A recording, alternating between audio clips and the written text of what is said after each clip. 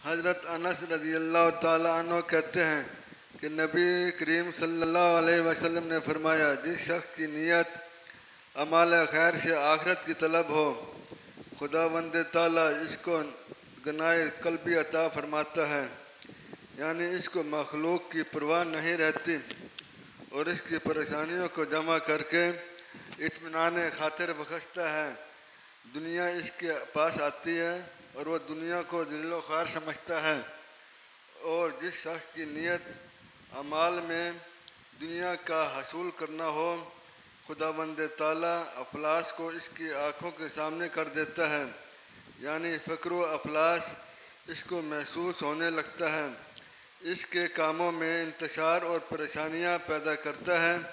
اور دنیا اس کو صرف اس قدر ملتی ہے جتنا کہ خدا نے اس کے لیے مقدر کیا ہے۔